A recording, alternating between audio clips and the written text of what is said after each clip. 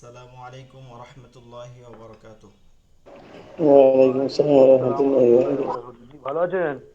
জি আলহামদুলিল্লাহ ভালো আছি। আপনি ভালো আছেন আব্দুল সালাম ভাই? গত ক্লাসে ছিলেন জি, মনে আছি হয় আপনি। আলহামদুলিল্লাহ। একটু বাড়িতে একটু কাজ ছিল, বিয়ের একটা কাজ ছিল, যার কারণে খুব কদিন মধ্যে হয়েছিল, আগের ক্লাসে অ্যাটেন্ড করা হয়নি। ও আচ্ছা, গত দিন একটা ক্লাস গেছে, গত পরশু দিন। হ্যাঁ জি, এই আমার বাড়িতে একটু বিয়ের কাজ ছিল ভাইয়ের, যার কারণে অ্যাটেন্ড করা হয়নি, পড়াও হয়নি কদিন পর। জি, আপনারা হচ্ছে যে ওই যে গত ক্লাসের যেগুলো আছে ওগুলো একটু দেখে নেবেন। ঠিক আছে, দেখে নিলে। জি, হ্যাঁ হ্যাঁ, দেখে নাও।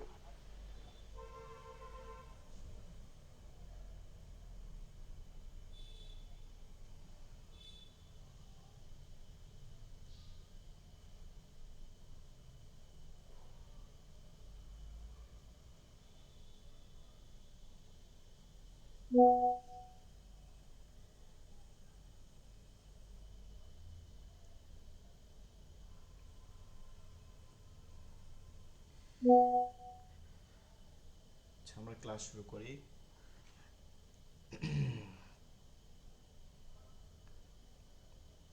استغفر الله ربي من كل ذنب وأتوب إليه، لا حول ولا قوة إلا بالله العلي العظيم.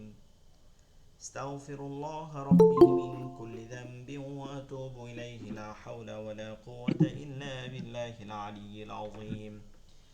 استغفر الله ربي من كل ذنب وأتوب إليه، لا حول ولا قوة إلا بالله العلي العظيم.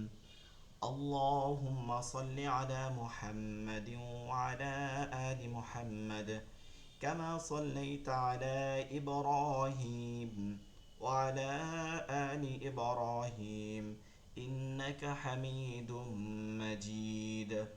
اللهم بارك على محمد وعلى آل محمد كما باركت على إبراهيم وعلى آل إبراهيم إنك حميد مجيد. أعوذ بالله من الشيطان الرجيم. بسم الله الرحمن الرحيم. رب زدني علما. رب زدني علما. رب زدني علما. رب يسر ولا تعسر وتمم علينا بالخير. رب اشرح لي صدري ويسر لي أمري واحلل عقدة من لساني يفقه قولي. আচ্ছা, গত ক্লাসে রাকিব ভাই আপনার কি হয়েছে? আপনি তো ক্লাস ছিলেন। মিম সাকিন নিয়মগুলো, নুন সাকিনের নিয়মগুলো।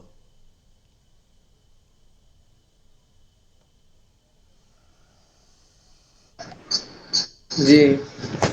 জি আচ্ছা, আপনি বলেন মিম সাকিনগুলো বা নুন সাকিন থেকে বলেন।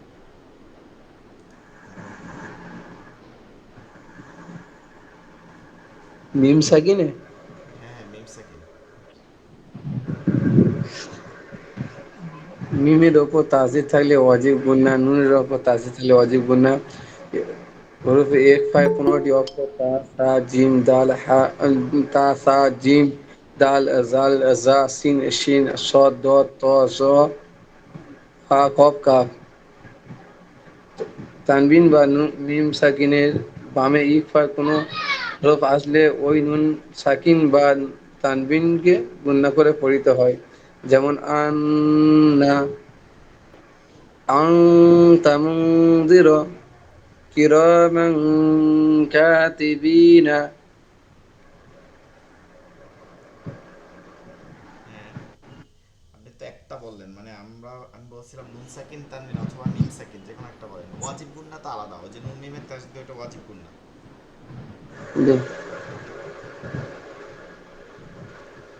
কি বলো হুজুর, আরেকবার বলুন, বুঝতে পারলাম নুন না। সাকিন তানবিন যে চার প্রকার আছে, এটা ডিটেলসটা নুন সাকিন তানবিন চার প্রকার।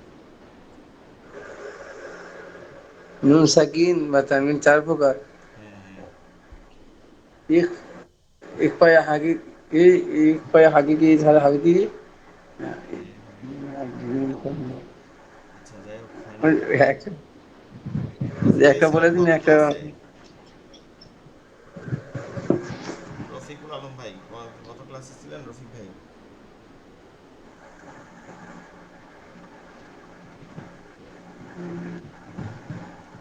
আচ্ছা, উনি মনে হয় শুনতে পারতেছেন না। আচ্ছা, আমাদের গত ক্লাসে এটা রিপিট করা যাবে না, আপনার ভিডিওটা আপলোড হইতেছে, এখনো আপলোড হইতেছে, অনেক আগে আপলোড দেওয়া হয়েছে। তো গত ক্লাসে ইকফা, ইকফা, ইজহার, ইদগাম, ইকলাব।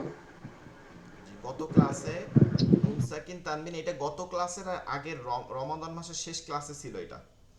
সেটা গত ক্লাসে আবার রিপিট করে পড়ানো হয়েছে, যেন যেহেতু মধ্যে বন্ধ গেছে এর জন্য এটা আবার ধরাই দেওয়া হয়েছিল। নুন সাকিন তানবিন এগুলো হচ্ছে গুন্নার একটা নিয়ম, এটা বড় একটা গুণের নিয়ম। এগুলো আপনারা ভিডিও দেখে নেবেন, এখন তো আর বারবার এক ক্লাস বারবার রিপিট করলে আর ক্লাসগুলো শেষ জি। করা যাবে না। আর অনেকে দেখা গেছে যে হইছে, মানে বুঝতে পারছেন কিন্তু পড়া বলতে পারতেছেন না, এটা একটা বিষয়।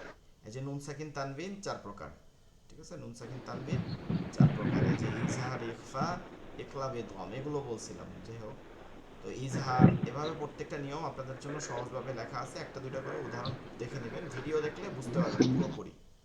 সবার জন্যই বলতেছি, ভিডিও দেখলে পুরোপুরিভাবে আপনারা বুঝতে পারবেন যে কিরকম পড়ানো হয়েছিল। এগুলো আগেও 2টা ভিডিও এগুলো নিয়ে আছে, ঠিক আছে? এই যে ইদগম, ইদগম, ইদগম 2 প্রকার ভাবে, দুইভাবে ইদগম মানে মিলানো, এটা 2টা আছে, ইদগমে বাগুন্না, ইদগমে বাগুন্না, আর ইজহার বাগুন, মিলিয়ে সাথে গুন্নার সহিত মিলাই পড়তে হয়।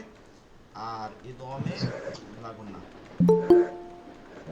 ইদগমে ব্লাগুন্না, এর মধ্যে একটা ইজহারে মুতলাক আছে, অর্থাৎ যেটা একই শব্দের মধ্যে ইদগম হয় না, একই শব্দের মধ্যে ইদগম হয় না, সেটাকে ইজহারে মুতলাক বলে, সেটা একটা আছে। তো এগুলো পড়তে হবে আসলে, না আপনারা না পড়লে তো আমি পড়াইয়া হব না, মানে বুঝাইতে পারবো না। দেখা গেছে ক্লাস ছিল কিন্তু পড়েন নাই। যাই হোক, অনেকে পড়ছেন আবার বলতে পারতেছেন না, দেখে নেবেন।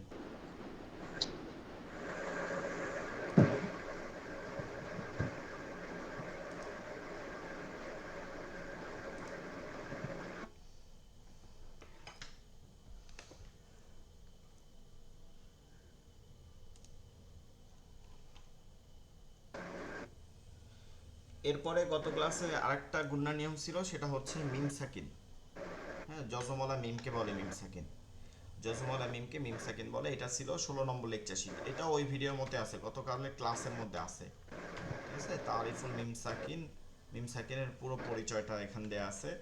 এই মিম সাকিন খুবই সহজ, তার মধ্যে 3টা প্রকার, একটা হচ্ছে ইকফাই সাফি, সাফবি, হাকিকি না, কোনোটা ইকফাই হাকিকি নাই, সবগুলো ইকফাই সাফবি। হাকিকি মানে আসল, মানে মেইন যেটা সেটা, এভাবে কোনো ইকফা নাই। ইকফাই সাফবি, সাফু মানে কালকে পরিচয় দিছিলাম যে, দেখাইছিলামও, গতকালকে ক্লাসের ভিডিও দেখলে বুঝতে পারবেন, আমি 2 ঠোঁট থেকে দেখাইছিলাম যে কিভাবে এই দুইটাকে কেন সাফবি বলে। কারণ হচ্ছে ঠোঁট থেকে উচ্চারিত হয়, বা ইকফায় সাফির হরফ বা, আর ইকফায় ইদগমে সাফির হরফ মিম, দুইটাই ঠোঁট দেখে সাফাবি বলা হয়, সাফাতুন থেকে সাফাবি। আর ইজহার ও ইজহারে খাস, শুধু ইজহার পড়লেও হয়, ইজহারে খাস না পড়লে হয়। সাফাবি মানে হচ্ছে গুণনা করতে হয়, বা হরফ যখন মিমের পরে আসে, জজমালা মিমের পরে, তখন, যে কুম বিজনিন না, এরপরে হচ্ছে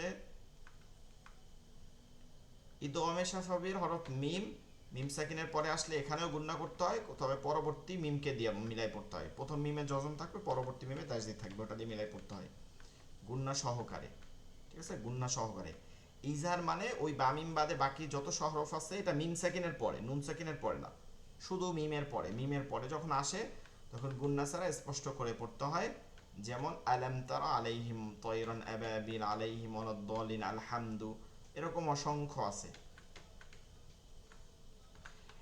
এরপরে ইজহারে খাস মানে একটু বিশেষ করে মনে রাখতে হয়, বিশেষ একটাই, সবগুলো ইজহার, এটার মানে ইজহার, কিন্তু খাসভাবে মনে রাখার বিষয়। ইজহারে খাস বিশেষ করে গুন্না ছাড়া স্পষ্ট করে, কারণ বিশেষভাবে, কারণ হচ্ছে এটাকে অনেকে মানে সুর দিতে গিয়ে গুন্না করে। সেটার হরফ 2টা, ওয়াওফা ওই 27টার মধ্যে থেকে 2টা। এটার কারণ হচ্ছে ওয়াওফা 2টাও ঠোঁট থেকে হয়, ঠিক আছে? ওয়াওফা 2টাও ঠোঁট থেকে হয়, ঠোঁট, ওয়াও এবং ফা, এবং ইজহারের যে যখন গুন্না করে, গুন্নাটা হয় কিসের উপর? নাকের মধ্যে তো গুন্না নেয়, কিন্তু এইখানে হচ্ছে মিম সাকিনের উপর। তো মিমও কিন্তু নুনের ক্ষেত্রে এটা কেন না ইজহারের কাজ, কারণ নুন কিন্তু ঠোঁট থেকে হয় না, কিন্তু মিম কিন্তু ঠোঁটের শুকনা জায়গা থেকে হয়। এবং ঠোঁটের শুকনা জায়গা থেকে গুন্না হওয়ার পর পরাপরই আবার যখন ওয়াফ আসতেছে সেটা আবার ঠোঁট থেকে হয়।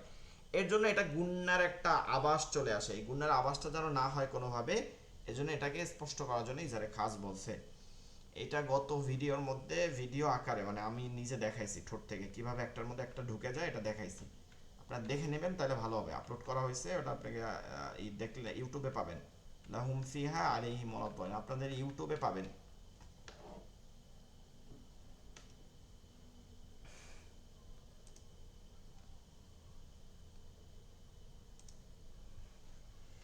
সতেরো নম্বর লেকচার শিট আজকে, 17 নম্বর নতুন আলোচনা। এটা হচ্ছে র পুর বারিক, অর্থাৎ র হরফ যেটা আছে, র হরফ আরবিতে যে রটা আছে, এই যে হরফটা আছে এইটা নিয়ে কাজ। তো দেখা যায় গতকালকে একটা ক্লাস নিতেছিলাম অন্য একটা ইনস্টিটিউটে, সেইখানের লেকচার শিটগুলো তারা এভাবে বানাইছে যে অনেক কঠিনভাবে, কারণ ওই যে বইকে ফলো করে অনেকেই দেখা গেছে যে কোনো না কোনো বইয়ের ফলো করে। তো বই ফলো করতে গেলে অনেক কঠিন, মানে আজীবন এভাবে চলে আসছে, আমরাও পড়ছি এভাবে। কিন্তু আমার এই লেকচার শুটগুলো একটু ভিন্নভাবে নিজের মতন করে বানাইছি যেন সহজ আপনারা বুঝতে পারেন একটা দিয়ে আরেকটার সাথে মিল আছে এরকম। তো ওই কারণে এখানে বই ফলো করা হয় নাই, যে কারণে এই লেকচার শিটটা একটু ইজি, খুবই ইজি। র হরফটা দেখলে আপনারা পড়তে পারবেন। তো পুর যেটা আছে পে থেকে পুর, পে হচ্ছে আরবিতে কোনো পে নাই, প নাই, এটা শুধুমাত্র উর্দু, ফার্সি বা বাংলায় আছে। তো পে মানে হচ্ছে বা আছে না, বা হরফটা তার নিচে 3টা নুক্তা দেয়া থাকে, ঠিক আছে? 3টা নুক্তা, এমন কোনো হরফ আরবিতে আপনারা দেখেন নাই 3টা নুক্তা দেয়া থাকে। এই 3টা নুক্তাওয়ালা হরফকে পে বলে, পে মাঝুল করে। তো পোর পোর পুরো না, শব্দটা হচ্ছে পোর, ওর হয় পোর। পোর মানে হচ্ছে মোটা, পোর। আর বারিক মানে হচ্ছে পাতলা বা চিকন। এটা রয়ের উচ্চারণ মোটা এবং চিকন বোঝাচ্ছে। Lecture number 17। কাইফিয়া পদ্ধতি, কাইফিয়া বলে না নামাজের কাইফিয়াত করো, কাইফিয়া কিরাআত মানে হচ্ছে তেলাওয়াতের, পড়ার উচ্চারণ। কিরাআতুর রাই অর্থাৎ র হরফ পড়ার, র হরফ পড়ার পদ্ধতি। কাইফিয়াত হচ্ছে পদ্ধতি, বলে না নামাজের কাইফিয়াত মানে হচ্ছে পড়ার একটা পদ্ধতি। র হরফ পড়ার নিয়ম, র কে দুই ভাবে পড়া যায়, মানে র হরফটাকে দুই ভাবে পড়া যায়। রকে কখনো পুর বা মোটা, কখনো রকে পুর বা মোটা, কখনো রকে পুর বা মোটা। পুর বা মোটা এটা কয়েকবার পড়বেন, পুর বা মোটা, মোটা পুর অর্থ মোটা মোটা। অনেক সময় পুর বলবো তখন বুঝতে পারবেন না, এজন্য কয়েকবার পড়লে বুঝতে পারবেন। পুর বা মোটা করে, আবার কখনো বারিক বা চিকন করে পড়তে। অনেকে চিকনের জায়গায় পাতলা বলে, পাতলা শুনতে কেমন যেন লাগে, এর জন্য আমি সবসময় এই শব্দটা ইউজ করি না। চিকন বললে ভালো লাগে, চিকন উচ্চারণ হয়, মানে চিকন কণ্ঠ, চিকন সুর, এরকম চিকন ভাবে উচ্চারিত হবে, ঠিক আছে? তো যেমন এলেম তারা, এলেম তারা, ঠিক আছে? খেয়াল করবেন এলেম তারা, র যেটা বলতেছি র র র, এই রেফ্র আছে না, রেফ্র, এইটাই পুর, হ্যাঁ এইটাই পুর। আর এই রা পড়া যাবে না আরবিতে কোনোভাবে, আলেম তারা র, এটাই পুর। তবে অনেকে এই র পুর বলতে বোঝে অনেকে ভুল, ভুল বোঝে, যেটা সেটা হচ্ছে ডরর উচ্চারণ, আলেম তারা বিসমিল্লাহির রহমানির রহিম, এগুলো ভুল। কোনো র, কোনো র বা র, ডর র, এই ধরনের কোনো পড়া আরবিতে পড়া যাবে না। রেফ্র উচ্চারণ করতে হবে, অর্থাৎ র এর উচ্চারণ হবে র র, এভাবে ভাইব্রেশন হবে না, ঠিক আছে? তো আলাম তার, আলাম তার, র এটা বলছে, রা পড়া যাবে না, র। পরেরটা দেখবেন রিজালুন, রিজালুন, রিজাল, এখানে রয় রস্বীকার, রি রি। এখন এইটাকে রিজালুন এভাবে মোটা পড়া যাবে না, এটা বারিক হবে। এটা দুইটা উদাহরণের, প্রথমটা হচ্ছে পুরের উদাহরণ, পরেরটা হচ্ছে বারিকের উদাহরণ। অর্থাৎ প্রথমটা হচ্ছে পুরের উদাহরণ, পুর, পুরের উদাহরণ, পরেরটা হচ্ছে বারিকের উদাহরণ। পোরের উদাহরণ মানে মোটার উদাহরণ, আরেকটা হচ্ছে বারিকের উদাহরণ।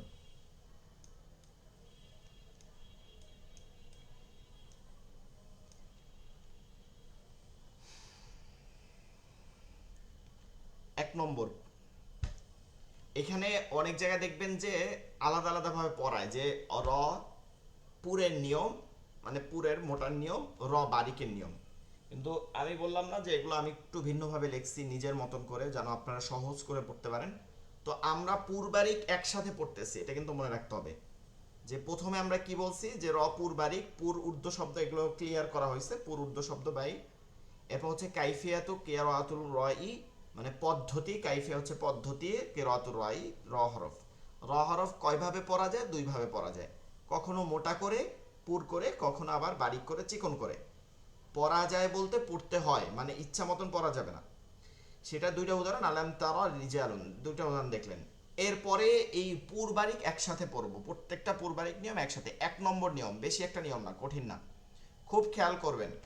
এবং এরপরে পরে মুতলা করবেন, ঘরে বসে একটু পড়বেন, একটু পড়ার চেষ্টা করেন, তাহলে আপনাদের অবশ্যই এতে উপকৃত হবেন। এক, র হরফের জবর অথবা পেশ থাকিলে, এখানে এখানে একটু টাইপিং এ ভুল করছে, র হরফের হবে না, ঠিক আছে, র হরফে হবে, র হরফে, ঠিক আছে, র হরফে জবর অথবা পেশ থাকিলে, অর্থাৎ র হরফে জবর ও পেশ তো বুঝতেছেন, জবর উপরে থাকে, পেশ উপরে থাকে, হরকত, দুইটা হরকত। র হরফে জবর পেশ, আর একটু মনে রাখার একটা বিষয়, যে জবর পেশ তারা একসাথে হাঁটে, এটা মনে রাখবেন, যে জবর পেশ সব জায়গায় একসাথে হাঁটে। দেখবেন আল্লাহ শব্দ, মনে আছে কিনা, আল্লাহ শব্দ দেখাইছিলাম যে ওই যে তাজদিদের মধ্যে লাফজুল্লাহ, আল্লাহ শব্দের ক্ষেত্রেও কিন্তু ছিল যে জবর পেশ হইলে আল্লাহ শব্দ মোটা হয়, যে এর হইলে বারিক হয়। তো জবর পেশকে একসাথে নেবেন, র হরফে জবর অথবা পেশ থাকিলে ওই র হরফকে মোটা করিয়া পড়িতে হয়। আর র হরফে জেদ থাকিলে ওই র হরফকে চিকন করিয়া পড়িতে হয়। ঠিক আছে, একদম সহজ, একভাবে, মানে এক কথা। র হরফে যখন আপনি জবর পেশ দেখবেন তখন কি করে পড়তে হবে? মোটা করে পড়তে হবে। এবার র হরফে যদি জেদ থাকে তাহলে কি করে পড়তে হবে? বারিক করে বা চিকন করে পড়তে হয়, চিকন করিয়া পড়তে হয়। এখন এইটাকে কি করে, অনেক বইতে এটা দুইটা দুই জায়গা নিয়ে যায়, এখন একটার সাথে একটা মিল থাকে না, বুঝে না। আপনি কিন্তু এখন মাথায় ঢুকছে যে র হরফে জবর পেশ হলে র হরফটা একটু মোটা করে উচ্চারণ করব, আর জের হলে বারিক করে উচ্চারণ করব। যেমন দেখবেন এখানে আমি পুর শব্দটা লিখে দিচ্ছি, ঠিক আছে, পুর মানে, পুর মানে কি, মোটা। তো এই উদাহরণগুলো সব মোটা, যেমন রহিমুন, র র রহিমুন, রব্বানা, রুজিকু, রুবামা, রাসূলুন, হুশিরাত, আর রহমান। এরপরে বারিক, বারিক মানে কি, চিকন, এইগুলো সব বারিক। এগুলো সব নিচে জের আছে, দেখেন সব নিচে জের আছে, এগুলো কিন্তু জবরও আছে, এই যে আবার পেশও আছে, রুজিকু পেশ আছে, রুবামা পেশ আছে, দুইটা হইলেই মোটা থাকে। রিজালুন, রি রি রয় রস্বীকার দিয়ে পড়তে হবে, রিজালুন, রিজকান, মিন শাররি আমরিনা, অনেকে কি করে মিন শাররি আমরিনা, এগুলো ভুল, কি হবে, সব চিকন হবে, মিন শাররি আমরিনা, জারিয়া জারিয়া। তাহলে র হরফে যখন জবর পেশ দেখবেন তখন মোটা পড়বেন, আর জের দেখলে কি করতে হবে, পাতলা করে বা চিকন করে পড়তে হবে। নাম্বার 2, র হরফে জজম, অর্থাৎ এই যে র হরফটা আছে, এই যে র হরফটা আছে তার উপরে কি থাকবে, একটা জজম থাকবে, র হরফে জজম, তার ডানে, এই র হরফের ডানে, ডান হচ্ছে এই দিকটা, ডানে মানে পূর্বে, রকে ধরবে তো একটা হরকত থেকে, জজমালায় র থাকলে অবশ্যই তার আগে হরকত থাকবে। তার ডানে জবর অথবা পেশ থাকলে, দেখছেন একসাথে জবর থাকলে পেশ হবে, তার সাথে জবর অথবা পেশ থাকিলে ওই র হরফকে মোটা করিয়া পড়তে হয়। আর জেদ থাকিলে, আর এইরকম র হরফে জজম তার আগে যদি এভাবে জেদ থাকে, কি থাকে, ওই জবর পেশের জায়গায় জেদ থাকে, তাহলে ওই র হরফকে চিকন করিয়া পড়িতে হয়, ওই র হরফকে চিকন করিয়া পড়িতে হয়। এবার আপনি উদাহরণ দেখলেই বুঝতে পারবেন যে কথাটা কি বলা হয়েছে, কথাটা কি বলা হয়েছে বুঝতে পারবেন। পুর, এক নম্বর উদাহরণ হচ্ছে পুর, ইয়াও হ্যামু, ইয়া রজবর ইয়ার, ইয়া রজবর ইয়ার, ইয়া রজবর ইয়ার। দেখেন র হরফে জজম আছে আমাদের সংজ্ঞা অনুযায়ী, র হরফে জজম, তার ডানে এই যে ডানে জবর আছে, তাহলে এটা কি পড়তে হবে? ইয়ার, ইয়ার মোটা করতে হবে, ইয়াও হ্যামো, তোর হ্যামো, আও স্যালা, এই যে পেশ আছে, এটা কি আছে? পেশ আছে, আও স্যালা তাও মিহিম তুর জাউনা। পরেরটা বারিক যদি দেখি, ফির আউনা, ফির আউনা, এই যে র হরফে জজম তার আগে জের আছে, যে ফাতে কি আছে? জের আছে, ফির আউনা বারিক করতে হবে, ফির, ফির চিকন, ফির, মির ফাকা, উমির টু চিকন করতে হবে, উমির টু ওয়াস বীর। তাহলে আমরা এখানে দুইটা পড়ছি, দুইটা আবার একটু করি, আবার একটু বোঝার চেষ্টা করি। র হরফে যখন জবর পেশ থাকে তখন মোটা করতে হয়, আর জের থাকলে চিকন করতে হয়। র হরফে জজম এবং তার এই র হরফকে জজম থাকবে এবং তার আগের হরকত দিয়ে যখন ধরে, আর ওই হরকতটা যখন জবর পেশ থাকে তখন মোটা করতে হয়, জের থাকলে চিকন করতে হয়। নাম্বার 3, র হরফে জজম ওই উপরের এই নিয়মটার মতনই আসতেছে, কিন্তু একটু খেয়াল করতে হবে, তফাতটা একটা দুইটা শব্দের মধ্যে তফাত হয়ে যায়। র হরফে জজম তার ডানে জের, উপরে উপরে এটার মতনই দেখেন, র হরফে জজম তার ডানে জের, এই পর্যন্ত কথা ঠিক আছে না? এই যে এটা এই যে র হরফে জজম, এই যে মোটা করিয়া পড়তে হয়, তারপরে র হরফে জজম তার ডানে জের, জের থাকিলে বারিক হয় না, এটার নিয়মটা দেখেন, জের আছে কিন্তু কথাটা এখানে শেষ হয় নাই। র হরফে জজম তার ডানে জের থাকবে, র হরফে জজম তার ডানে জের বামে, এই র হরফটার বামে, অর্থাৎ এই ডানে জের থাকবে, এই বামের দিকে তাকাইতে হবে, বামের দিকে। বামে মুস্তালিয়ার হরফ থাকিলে, মুস্তালিয়া মানে হুরুফুল ইস্তিয়ালা যেটা আছে ওইটাকেই মুস্তালিয়া বলে, বাবে মুফাআলাতের সিগা। তো যখন এই হরফগুলো থাকে তখন চিকন না করিয়া, এটা তো চিকন হওয়ার কথা ছিল, জের আছে চিকন হওয়ার কথা ছিল উপরের নিয়মটা, কিন্তু বামে যদি মুস্তালিয়ার কোন হরফ থাকে তখন চিকন না করিয়া মোটা করিয়া পড়িতে হয়। ঠিক আছে, আবার বুঝি। র হরফে জজম তার ডানে জের, র হরফে জজম তার ডানে জের, এই যে র হরফে জজম তার ডানে জের থাকিলে র হরফকে চিকন করিয়া পড়িতে হয়, কিন্তু এইখানে কি বলছে? র হরফে জজম তার ডানে জের, আর বামে, বামে কার? র হরফের বামে মুস্তালিয়ার হরফ থাকিলে চিকন না করিয়া, চিকন করতে বলে নাই কিন্তু, চিকন না করিয়া যেটা হওয়ার কথা ছিল মোটা করিয়া পড়িতে হয়। এবার আপনাদের এটা অনেকে মনে নাই, আপনাদেরকে পড়াইছে কিন্তু 2-3টা লেকচার শিটে এগুলো পড়াইছে, মনে আছে কিনা? সুমন আলী ভাই, তারপরে অনেকেরই মনে আছে, মনে আব্দুল সালাম হুজুর ভাই। একদম মুখস্থ আছে, মুখস্থ আছে। জি জি, তখনও বলছিলাম মনে আছে কিনা যে রপুর বারিকের সময় কিন্তু এগুলো আমাদের লাগবে। তো মুস্তালিয়ার হরফ বা হুরুফুল ইস্তিলা 7টি, সদ, তজ, খ, গইন, কফ, এগুলো যদি বামে থাকে, একটা র হরফ এভাবে একটা র হরফ থাকবে, তার উপরে জজম থাকবে, তার আগে জেদ থাকলে এটা বারিক, এটা বারিক। কিন্তু যখনই আপনি দেখবেন এই 7টা থেকে যে কোনো একটা হরফকে আমি নিয়ে আসব, তখন আর এটা বারিক না, তখন আর এটা চিকন না, তখন এটা মোটা হয়ে যাবে, মানে চেঞ্জ হয়ে যাবে তখন এই 7টা। তাহলে আমরা বলতে পারি যে এই 7টা যখন থাকে এই জেরের পরে তখন কি হয়? মোটা হয়। কিন্তু বাকি যখন 22টা হরফ হয়, ওই যে উপরের এই উদাহরণে দেখবেন যে এগুলো বারিক হয়েছে, কারণ এটার পরে আইন আছে, হরফুল ইস্তিয়ারা নাই। ফা মির ফা ক, ফা আছে, উমির তু তা আছে, ওয়াস বীর, ঠিক আছে, এরপরে হরফ অবশ্য পরবর্তী শব্দ থাকলে বুঝতে পারবেন। তো এগুলো যদি থাকে তখন কি হয়? চিকন না করিয়া মোটা করিয়া পড়িতে হয়। উদাহরণ দেখি, উদাহরণ দেখলে বুঝতে পারবো।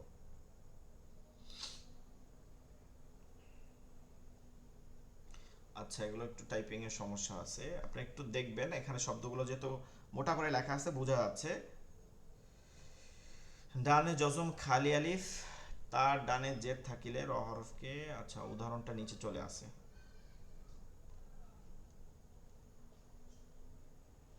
আচ্ছা, আমাদের এইখানে উদাহরণগুলো আছে, আপনারা দেখেন। প্রথমটা কির তস, কফ রজের ইর, কফ রজের ইর, এটা জের আছে, কফ রজের ইর, কিন্তু এর পরবর্তী হরফটা কি আছে? ত আছে, ঠিক আছে, পরবর্তী হরফটা ত আছে, ত।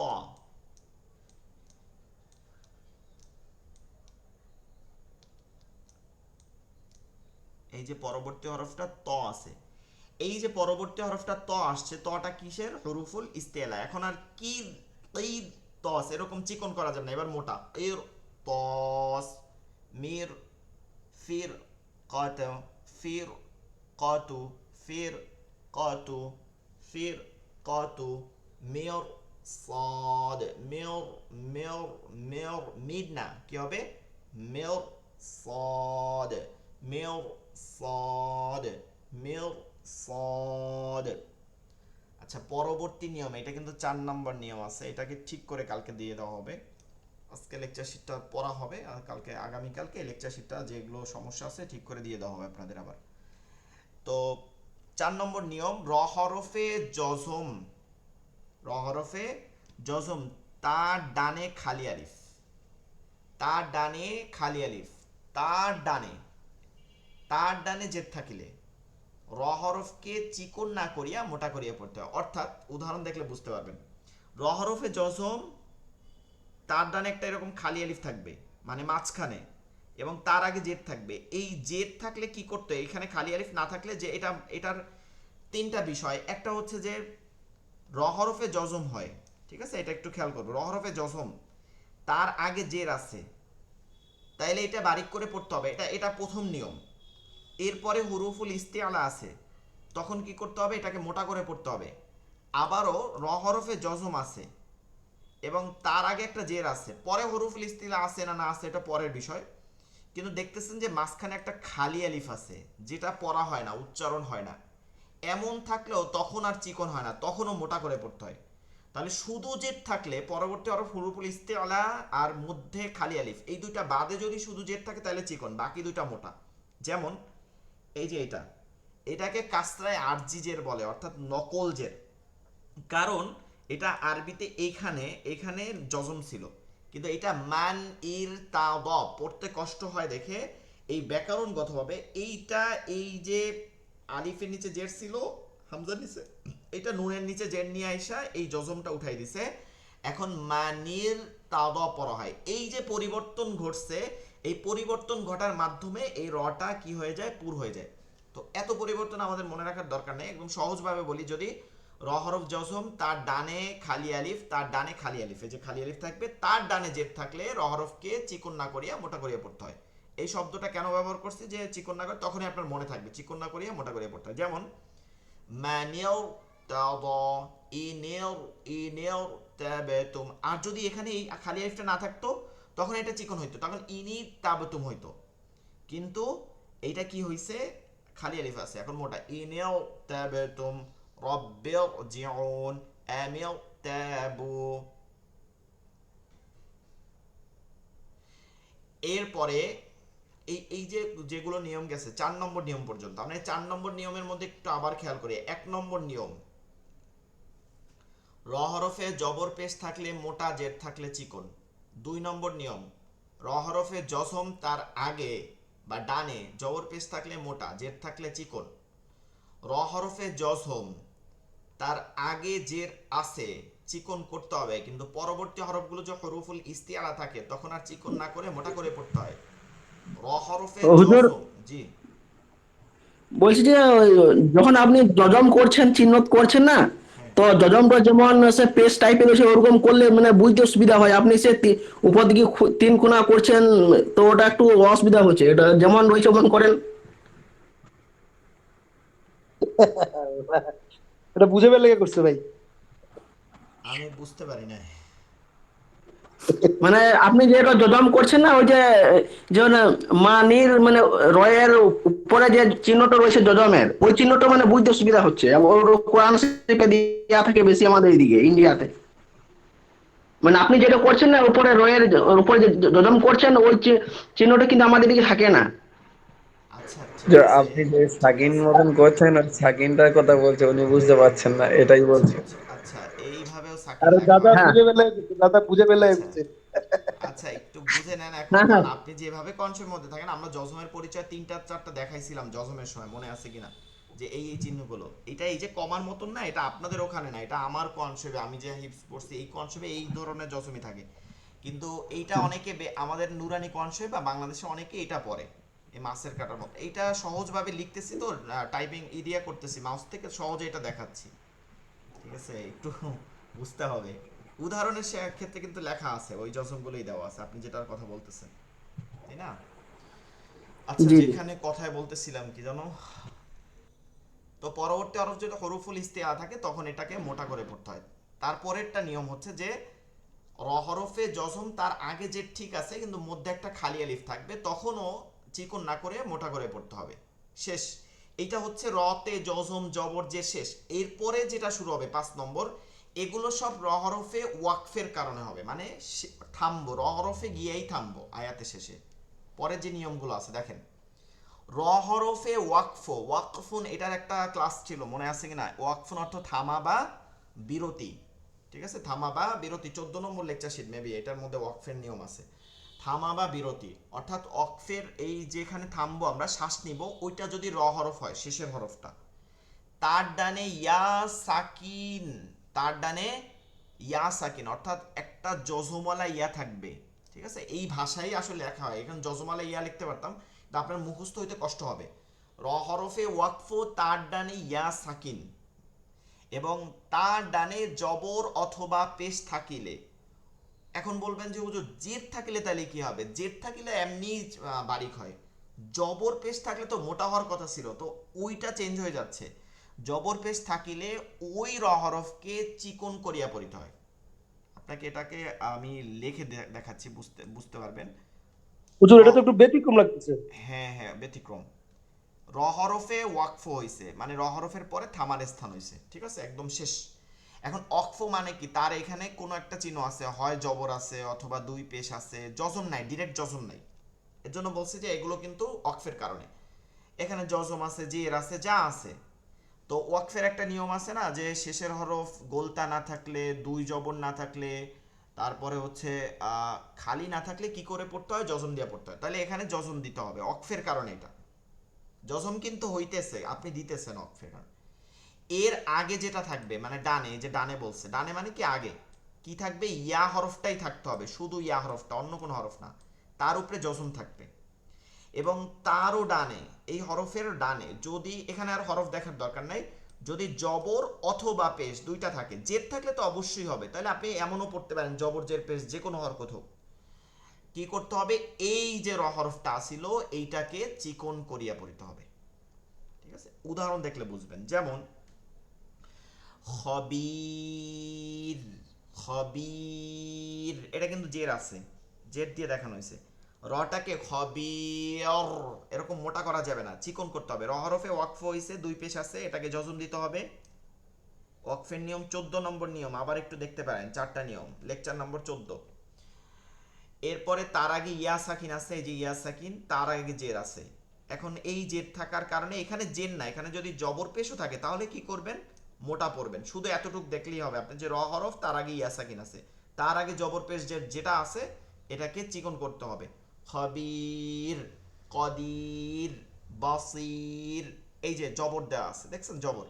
খয়ির, অনেকে কি করে খয়র মোটা করে ফেলে, ওরকম না, খয়ির চিকন, খয়ির, খয়ির, সয়ির। শেষ নিয়ম, মাত্র 6টা নিয়ম। র হরফ রপুর বাড়িকে প্রায় 9টার উপরে দেখা যায়, অন্যান্য বইতে করে, কিন্তু এই 6টার মধ্যে 9টা সব আছে, আপনার 9টাই নিয়ে আসা হয়েছে।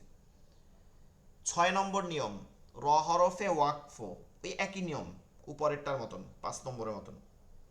তার ডানে, এইবার একটু খেয়াল করেন, তার ডানে ইয়া সাকিন ব্যতীত, কারণ ইয়া সাকিন তো গেছে একটার মধ্যে, অর্থাৎ আরবি হরফের ইয়াটা বাদে অন্য কোন সাকিনওয়ালা হরফ, অর্থাৎ 28টা যে কোনো একটা হরফ, সাকিনওয়ালা হরফ থাকিলে তার ডানে, এইবার কথা হয়েছে, তার ডানে জবর অথবা পেশ থাকিলে, জবর অথবা পেশ থাকিলে ওই র হরফকে মোটা করিয়া পড়িতে হয়, ওই র হরফকে মোটা করিয়া পড়িতে হয়, ওই র হরফকে মোটা করিয়া পড়িতে হয়।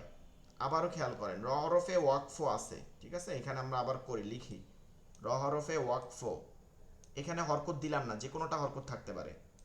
তার আগে ইয়া সাকিন বাদে কি কি সাকিন দেব? কোনো সাকিনওয়ালা হরফই দিলাম না, শুধু সাকিন জজম দিলাম, কারণ যে কোনোটা আপনি বসাইতে পারবেন ইয়া বাদে। তার আগে যদি জবর পেশ থাকে, জবর অথবা পেশ, তাহলে এই রটাকে পুর করে বা মোটা করিয়া পড়তে হয়। যেমন শাহরুন, দেখেন র হরফে ওয়াকফ হইছে, এটাকে জজম হবে। তার আগে হাতে কি আছে? জজম আছে। ইয়া ইয়া নাই কিন্তু, হা আছে। তার আগে জবর আছে। এখন কি করতে হবে? এই রটাকে মোটা করতে হবে। শাহ, শাহ, লাইলাতুল কদর, কদর। এই যে র হরফে ওয়াকফের কারণে জজম হবে। তার আগে দাল সাকিন আছে, তার আগে জবর আছে, মোটা। লাইলাতুল কদর, লাইলাতুল কদর, কদর, কদর। ওয়াল ফাজর, রটা কি হবে? মোটা হবে, কারণ এই যে জবর আছে। ওয়াল ফাজর লাফি খুসর, খুসর, খুসর। ওয়াল আসর, ওয়াল আসর। এইবার বারিক হবে। আরেকটা নিয়ম হচ্ছে 7 নম্বর নিয়ম, র হরফে ওয়াকফ, তার ডানে ইয়া সাকিন, একই নিয়ম। এইটার সেম নিয়ম, সেম নিয়ম, ঠিক আছে? এটা সেম নিয়ম। র হরফে ওয়াকফ, তার ডানে ইয়া সাকিন ব্যতীত অন্য কোনো সাকিনওয়ালা হরফ থাকিলে তার ডানে ওই জবর পেশের জায়গায় শুধু শব্দটা চেঞ্জ হয়েছে কি? জের থাকিলে। আমরা তো আগেও দেখছি যে র হরফে জবর পেশ থাকলে মোটা হয়, জের হইলে বারিক হয়। এটা একই নিয়ম হয়েছে। জের থাকিলে ওই র হরফকে চিকন করিয়া পড়তে হয়, ঠিক আছে? ওই র হরফকে চিকন করিয়া পড়তে হয়। যেমন এই যে র হরফে ওয়াকফ হইছে, এটা জজম হবে। তার আগে ইয়া সাকিন নাই, কাফ সাকিন আছে, তার আগে যে জের আছে। এখন চিকন করতে হবে। এখন অনেকে কি করে? যিকর, যিকর, বিকর, সেহর, সেহর, হিজর, এগুলো সব ভুল, সব চিকন করতে হবে। যিকর, বিকর, সিহর, হিজর, হিজর। তাহলে এই দুইটা নিয়ম একভাবে বলতে পারি। র হরফে ওয়াকফ হবে, তার ডানে ইয়া সাকিন বাদে, কারণ ইয়া সাকিন 5 নম্বর নিয়ম। ইয়া সাকিন হইলে চিকন হয়ে যায় সবগুলো।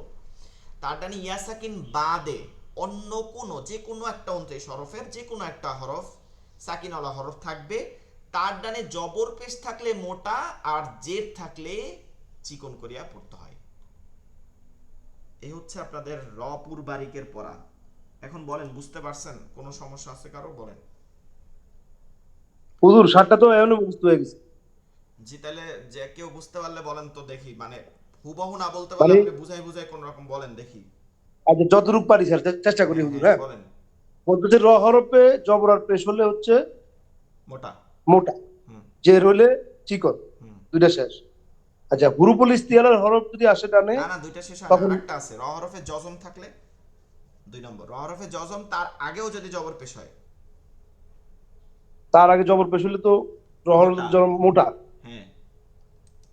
আচ্ছা র হরফে জজম, তার আগে জের হলে চিকন। হ্যাঁ, আচ্ছা, যেটা এখানে আবার একটু যাই, একটু একটু দেখে নেন, বুঝতে পারেন না এখান থেকে একটু বলি। র হরফটায় জবর পেশ, মানে র হরফের উপরে জবর পেশ থাকলে মোটা, নিচে থাকলে জের। আর একটা হচ্ছে র হরফে জজম আছে, তার আগে জবর পেশ থাকলেও মোটা, নিচে থাকলে জের। এখানে 4টা নিয়ম চলে গেছে, 4টা। এরপরে আবার পরবর্তী কথা যে হরফুল ইস্তেলা, ঠিক আছে? আচ্ছা খেয়াল করি না, আমি ক্লাসে একটু পরে ঢুকছি তো। হ্যাঁ। ঠিক আছে। আচ্ছা, পরেরটা বলেন, একটা হরফুল ইস্তেলাটা। জি, এত হুজুর এত করে দিলে মুখস্থ করে রাখতে পারবো তো? হ্যাঁ বলেন, আরেকজন বলেন দেখি। রাকিব বের হয়েছে? পরেরটা দিয়ে বলেন, হরফুল ইস্তেলা থেকে বুঝতে পারছেন? এটা দিয়ে বলেন। জি জি, স দ ত জ গইন ত স দ মানে ত জ কথাটা হচ্ছে খ যে গইন ক। এমন, কথাটা হচ্ছে এমন যে র হরফে যজন তার আগে জের আছে, এটা ঠিক আছে, এটা চিকন করতে হবে। কিন্তু পরবর্তী হরফগুলো এগুলো আছে, তখন আর চিকন করা যাবে না, না, মোটা করে তখন পড়তে মোটা হবে। করতে হবে। এটা গুণনার নিয়মের সময় আমি বলছিলাম, ইকফার গুণনায়, মনে আছে কিনা? যে হুরুফুল হরফুল, ইস্তিআলার যে 7টি অক্ষর মোটা করে পড়তে হয়। হ্যাঁ মোটা, তার মধ্যে গুণনাগুলোও মোটা হয়, গুণনাগুলো জি। মোটা। এটা রকেও মোটা করে ফেলছে। জি। আরেকটা হচ্ছে যে র হরফে ওয়াকফ থাকবে, মানে না, র হরফে জজম থাকবে, তার আগে জেড ঠিকই থাকবে, কিন্তু মধ্যে একটা সব সময় খালি আলিফ থাকবে, যেটার কোনো উচ্চারণ হবে না, হরফুল জাইদা খালি আলিফ। এই অবস্থা থাকলেও র হরফকে সবসময় মোটা করে পড়তে হবে, চিকন করে পড়া যাবে না। আর আর রকে 3 ভাবে পড়া যায়, যে র হরফে ওয়াকফ হইছে, মানে শেষের হরফটা র, একদম আয়াতের শেষের হরফটা র, এবং তার আগের হরফ ইয়া সাকিন অর্থাৎ জজমালা ইয়া, এর আগে জবর পেশ জেদ যেটাই থাকুক ওই রকে সবসময় চিকন করে পড়তে হবে। আর যদি এইখানে ইয়াটা উঠে যায়, ইয়া সাকিনটা কি করে উঠে গিয়া অন্য কোনো সাকিনওয়ালা হরফ হয়, মানে অন্য কোনো একটা হরফ হয়েছে, তাহলে তাহলে তার আগে যদি জবর পেশ থাকে তাইলে মোটা, আর জেদ থাকলে চিকন। আশা করছি লাস্টে যেটা বললেন আরেকবার বলেন। হ্যাঁ, র হরফে ওয়াকফ হবে, শেষের হরফটা হবে, তার আগে ইয়া থাকলে, ইয়ায় জজম থাকলে তার আগে হরকত যেটাই থাকুক চিকন করতে হবে। আর র হরফে ওয়াকফ হবে, তার আগে ইয়াটা বাদে, ইয়া সাকিনটা বাদে অন্য কোনো জজমওয়ালা হরফ হবে, তার আগে জবর পেশ থাকলে, জবর পেশ থাকলে মোটা, আর জেদ থাকলে চিকন। 6 আর 7 জবর পেশ থাকলে মোটা, 7 হচ্ছে জেদ থাকলে চিকন করিয়া পড়তে হবে। 5 6 7 গেল 3, 4 নাম্বারটা কি? 4 নাম্বারটা 4 নম্বরটা হচ্ছে যে র হরফে জজম, র হরফে জজম তার আগে জের আছে কিন্তু মাঝখানে খালি আলিফ, অথবা এভাবে র হরফে জজম তার আগে খালি আলিফ, তার আগে জের, মাঝখানে একটা খালি আলিফ থাকবে, তাইলে এটা আর চিকন না, এটা মোটা করে পড়তে হবে। যদি মাঝখানে যদি জবর পেশ থাকে আলিফের পরে, সেক্ষেত্রে আলিফে যদি জবর পেশ থাকে, মানে আলিফে যদি জবর পেশ থাকে সেটা না, আলিফে না, যদি র র সাকিনের পরে খালি আলিফ, তার পূর্বে হ্যাঁ। যে হরফ আসবে ওইখানে যদি জবর ও, আর আচ্ছা, পেশ থাকে তখন এইখানে একটা কথা আছে, জি জি বুঝতে পারছি। এইটা যদি জবর পেশ থাকে তাহলে তো আপনার প্রথম নিয়মটায় চলে আসতেছে, দ্বিতীয় নাম্বার নিয়মটাই, তাহলে তো অটোমেটিক তখন তো জবর পেশ পাইয়ে গেছেন, তখন তো এমনিই পুর হবে, ঠিক আছে? তখন আর আলিফটা কাউন্ট হবে না। তখন আর বুঝছি। আলিফ থাকলেও সমস্যা নাই, আপনি মানে বুঝতে পারেন না এখনো ব্যাপারটা, আমি আপনাদেরকে একটু, এখানে অনেকেই এই যা এটা বুঝতে পারেন না, আমি দেখাচ্ছি, নিচে লেখেন। ধরেন র হরফে একটা জজম আছে, হ্যাঁ, তার আগে জবর পেশ আছে, এখন এইখানে জবর পেশ থাকলে সব সময় মোটা করে পড়তে হবে, ডিরেক্ট জবর পেশ থাকলে, এটা তো জবর পেশ আসছেই, আপনি জানেনই মোটা, কিন্তু বিষয়টা কি জেদ থাকলে তো চিকন হয়। এখন এইটা পাল্টা যাচ্ছে কখন, যখন মধ্যে একটা খালি আলিফ আছে তখন পাল্টা যাচ্ছে, আবার এই সাইডে হরফুল ইস্তেলা তখন পাল্টা যাচ্ছে, কারণ তখন তো র হরফটাকে চিকন করার কথা ছিল, কিন্তু সেইটা চিকন হচ্ছে না কখন, যখন খালি আলিফ আছে বা সদ আছে, কিন্তু এর আগে জবর পেশ আছে তখন তো এমনিই মোটা হইতেছে, তখন আর সদ বুঝি, বুঝি। দেখার দরকার নাই, জি খালি জি জি, আলিফ বুঝছি দেখার বুঝছি, দরকার নাই। Clear, thank you. জি, আর কারো কোনো প্রশ্ন আছে রপুর বারিক নিয়ে কোনো সমস্যা থাকলে বলেন। আশা করি মানে আপনাদের রপুর বারিক আর কখনো কোনো সমস্যা মানে হবে না। হুজুর একটা প্রশ্ন ছিল, জি। ওই যে বললেন যে ইয়া সাকিন বাদে অন্য কোনো সাকিন যদি আসে, হ্যাঁ, হ্যাঁ, সেই ক্ষেত্রে তার পূর্বে যদি হুরুফুল ইস্তিয়ালার হরফ হয়, সেই ক্ষেত্রে না না, এখানে আমরা কি হরফের কোনো প্রশ্ন নাই, হরফ যে কোনোটা হইতে পারে, তার আগে হরকত, শুধু হরকত। হরকতের ম্যাটার না? হ্যাঁ, হরকতের ম্যাটার, মাঝখানে হুরুফুল ইস্তেলা হোক বা ই হোক, হুরুফুল ইস্তেলা শুধু পরে পরে, আগের আগের কোনো প্রশ্ন নাই, পরে যদি হয়, জেরের পরে যদি হুরুফুল ইস্তেলা হয়। আচ্ছা আচ্ছা, ক্লিয়ার।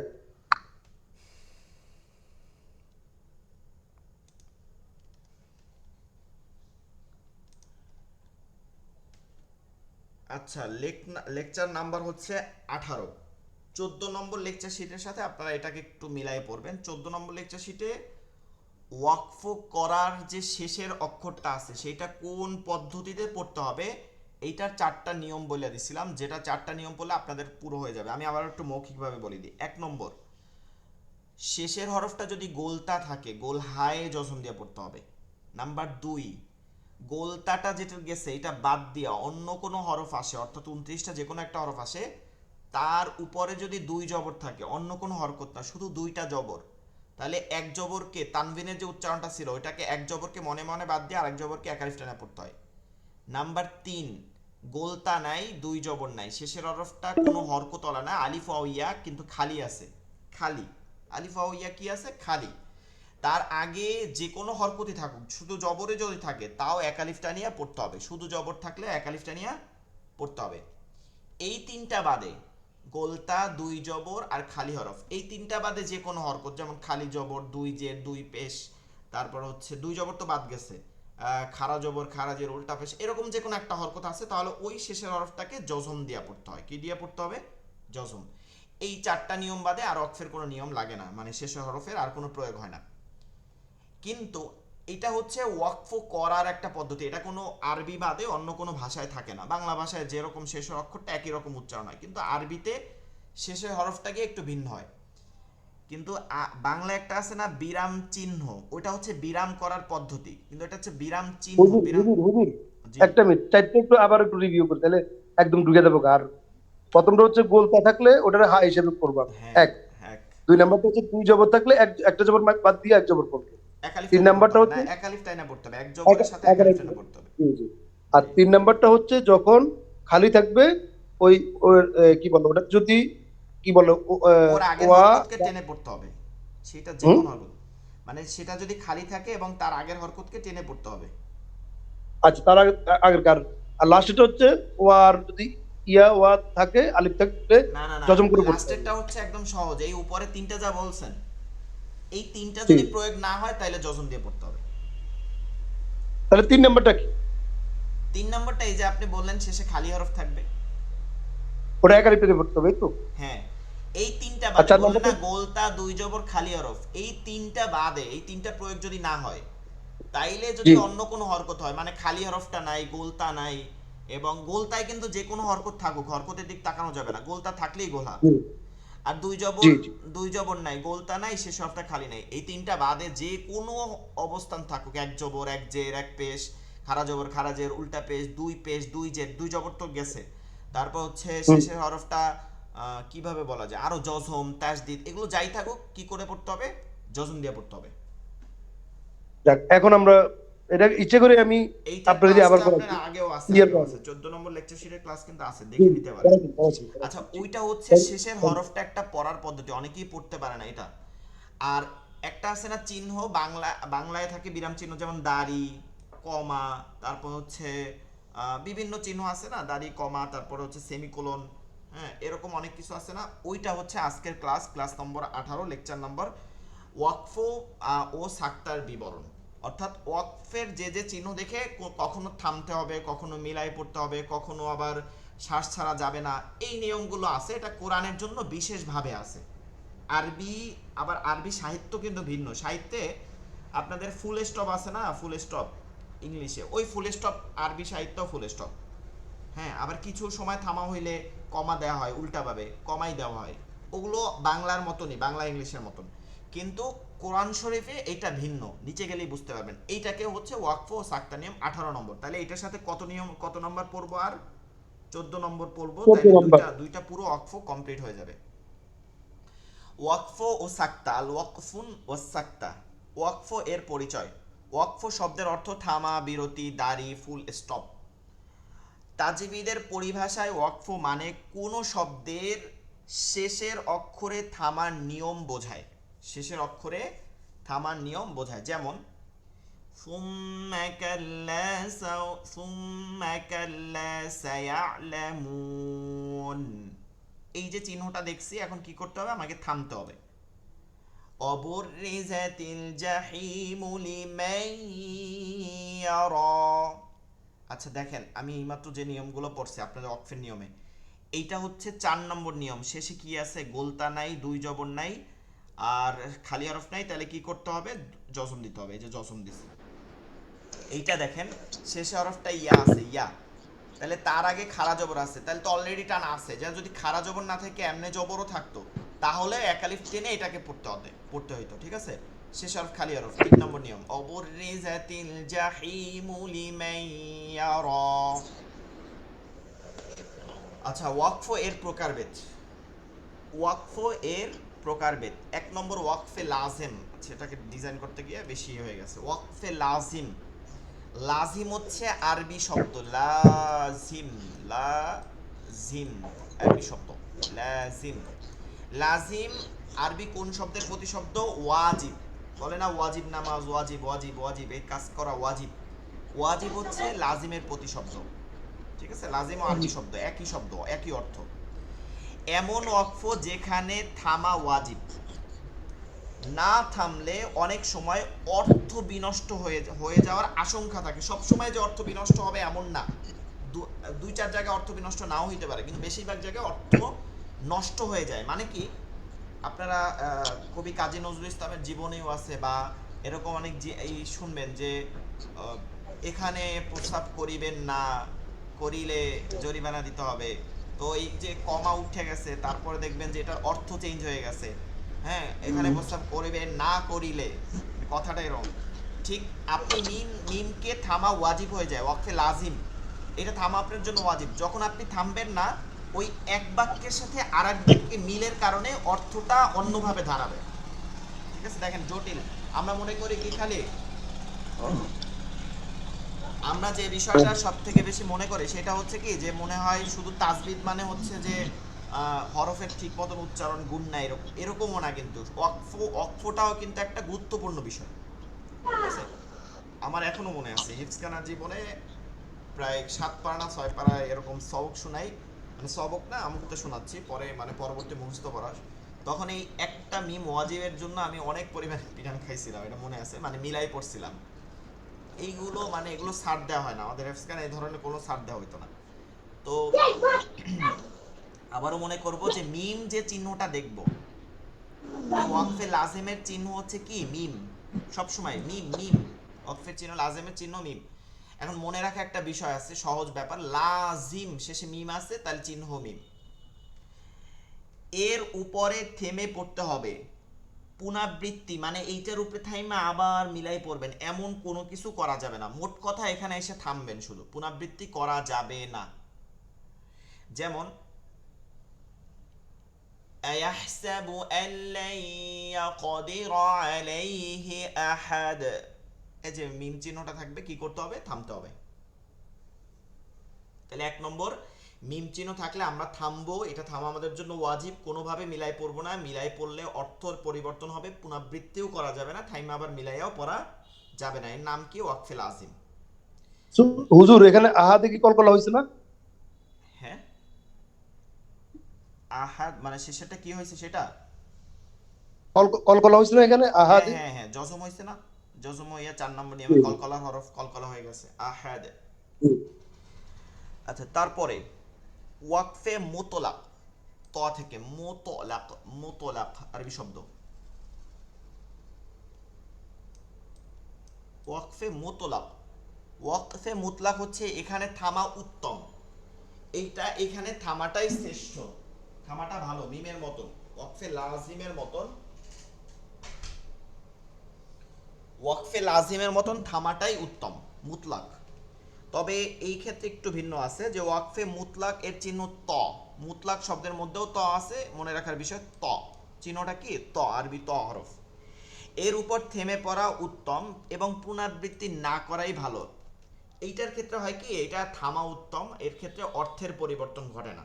ঠিক আছে, মিমে, শুধু মিমে অর্থের পরিবর্তন ঘটার সম্ভাবনা থাকে, কিন্তু এটা কি থাকে না, অর্থের পরিবর্তন থাকে না। তবে থামবো, আমরা থামার চেষ্টা করব। ত হরফটা যেখানে দেখব ছোট ত, আবার আরবি আমরা কোনো চিহ্নকে না মনে করি যে বড় বড় থাকবে, বড় বড় হচ্ছে মূল আয়াতের অংশ, ছোট ত থাকবে, মিম থাকবে ছোট্ট করে। যেমন ইয়াকা না'বুদু ওয়া ইয়াকা নাস্তাঈন,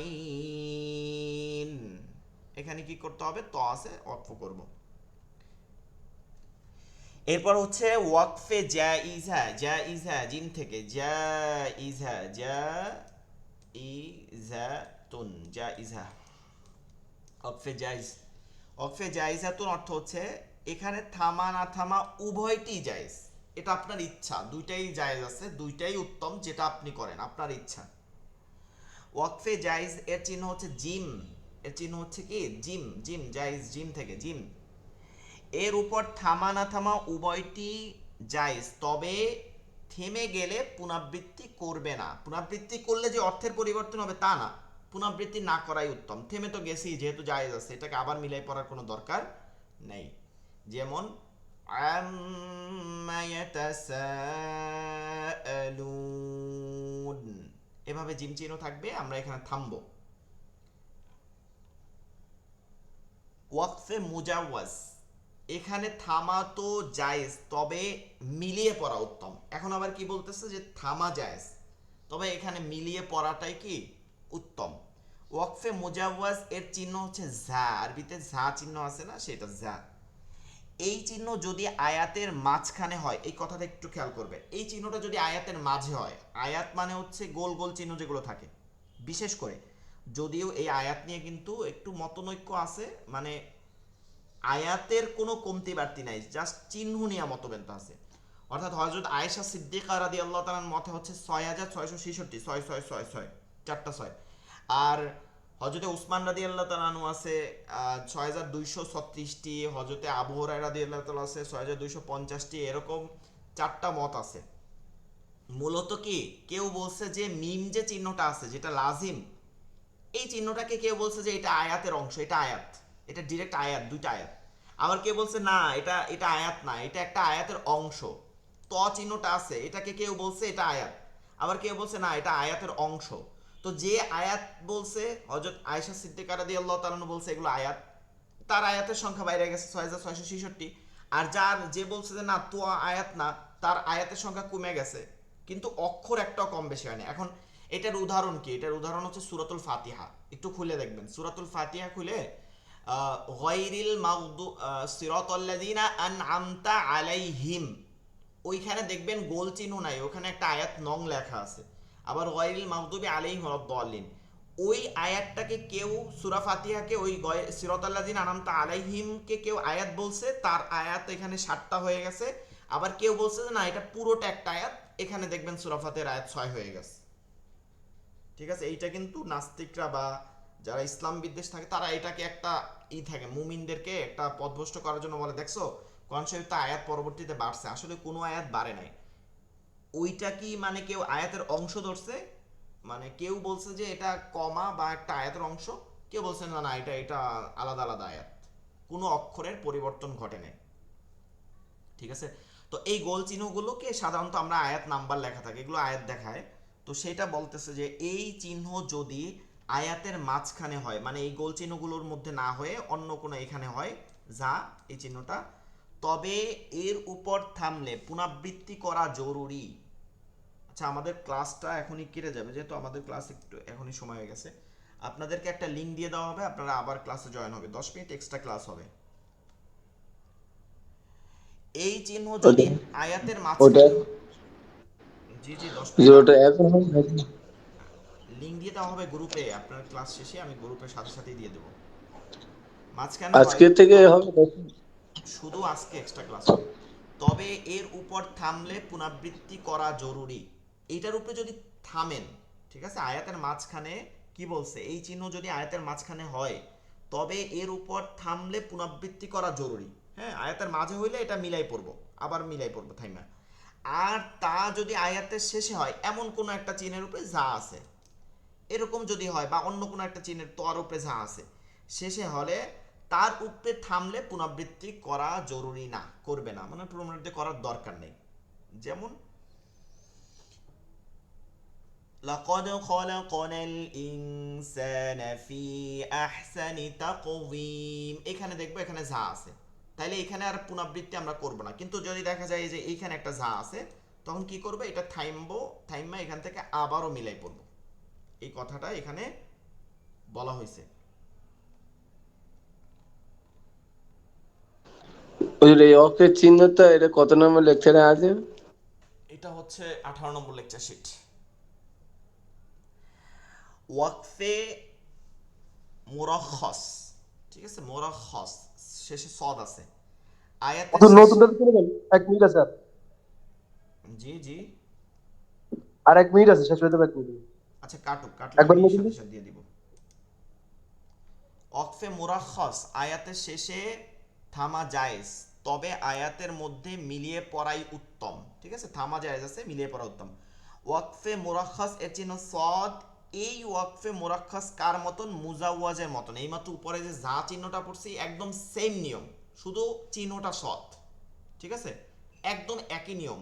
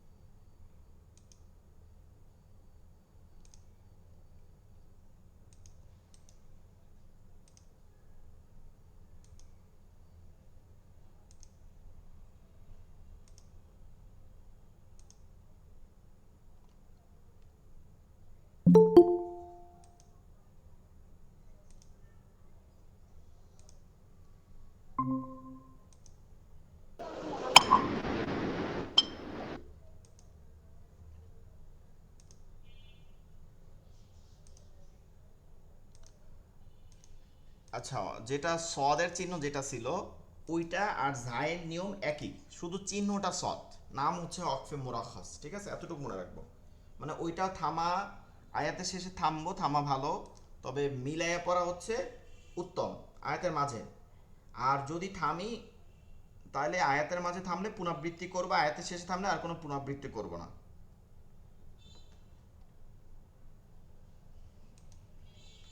ঠিক আছে, বুঝতে পারছে? এটা সদ আর যা একই নিয়ম, এখানে লিখে দিছে যে এইটা ওয়াকফে মুজাওয়াজের মতো একই নিয়ম।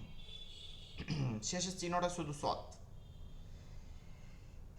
এরপরে ওয়াকফে মুআনাকা, এই চিহ্নটা একটু খেয়াল করবো। ওয়াকফে মুআনাকা এটা অনেকে খেয়ালও করি না কনসের মধ্যে। এক জায়গায় থামলে অন্য জায়গায় মিলিয়ে পড়িতে হয়। ঠিক আছে, এক জায়গায় থামলে অন্য জায়গায় মিলিয়ে পড়িতে হয়। এইটার ক্ষেত্রে কিন্তু মানে থামা মিলিয়ে পড়া ওয়াজিব হয়ে যায়, এক জায়গায় আপনার থামতেই হবে, দুইটার একটা। ওয়াকফে মুআনাকা, মুআনাকা আইন থেকে ওয়াকফে মুআনাকা এর চিহ্ন হচ্ছে এমন। ঠিক আছে, এর চিহ্নটা এমন। আপনারা অঙ্ক করছেন অনেকে, আমার কথা শোনা যাচ্ছে না? একটু বলেন তো। জি জি জি জি। আচ্ছা, তাহলে এইটা হচ্ছে ওয়াকফে সুতরাং লিখি না আমরা, সুতরাং, অথবা আরো বলতে পারি তিনটা নুক্তা।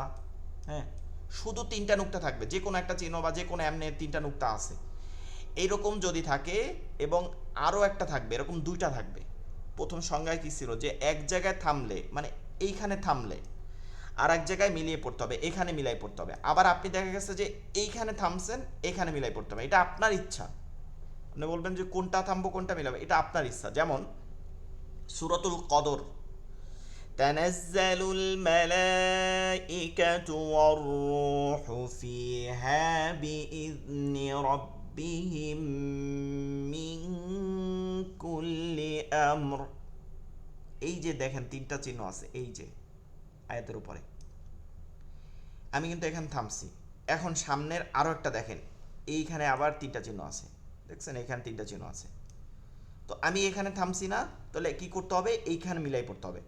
সালামুন হিয়া হাত্তা মাতলাইল ফাজর।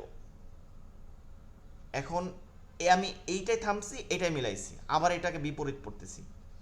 মিন কুল্লি আমরিন সালাম হিয়া হাত্তা মাতলাইল ফাজর।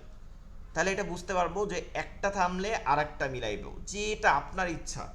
এখন আপনি করবেন কি, সহজ ব্যাপার হচ্ছে ছোট যে শব্দটা থাকবে ওটাকে মিলাই পড়বেন, বড় আয়াতটাকে থামবেন। যেমন এই আয়াতটা বড়, এখানে এসে থামলেন, আর এইটা ছোট, এটাকে মিলাই পড়লেন। তাহলে শুনতেও সুন্দর লাগলো, পড়াটাও তেলাওয়াতটাও সুন্দর হইলো। কিন্তু আপনার এখতিয়ার আছে, আপনি যে কোনোটাই থামতে পারেন, যে কোনোটা মিলাই পড়তে হবে। কিন্তু দুইটাই মিলাই পড়বেন আর দুইটাই থামবেন, এটা কোনোটা যাবে না, এরকম কোনো নিয়ম নাই। একটাই থামবেন, একটাই মিলাবেন, ওয়াকফে মুআনাকা। আবার অনেকে এরকম হয় যে এইখানে একটা চিহ্ন পাইছি, এখন আর খুঁজে পাচ্ছি না।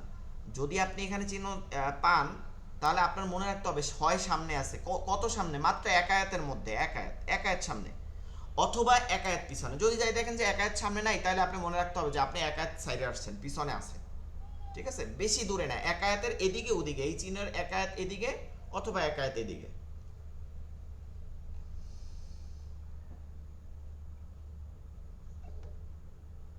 ওয়াকফে লা তাকফ, এইটা অনেক হিফসখানায় দেখা যায়, এখনো অনেক হিফসখানায়, গ্রামগঞ্জে বা এমন হিফসখানাগুলোতে এরকম ভুল পড়ে।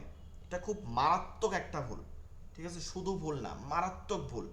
এগুলো বড় বড় দেখা যায় যে প্রতিযোগিতা হয়, হিফস প্রতিযোগিতাগুলো বাংলাদেশেরও হয়, পিএসপি কোরআন এলো, দেখেন এগুলো দিয়া ডিরেক্ট আমাদের পিএসপি কোরআন, আপনারা চ্যানেলে দেখেন, আমাদের হুফাজুল কোরআন ফাউন্ডেশনের হয় বা হয়, বেফাকের পরীক্ষায় ডিরেক্ট বাদ দিয়ে দেয়। এগুলো দিলে ডিরেক্ট একদম পুরো মার্ক শেষ, যদি এমন ভুল হয়। সেটা কি, ওয়াকফে লা তাকফ, আয়াতের মধ্যে, আয়াতের মধ্যে, আচ্ছা এখানে একটু প্রিন্টে ভুল করছে, এটা লাম আলিফ হবে।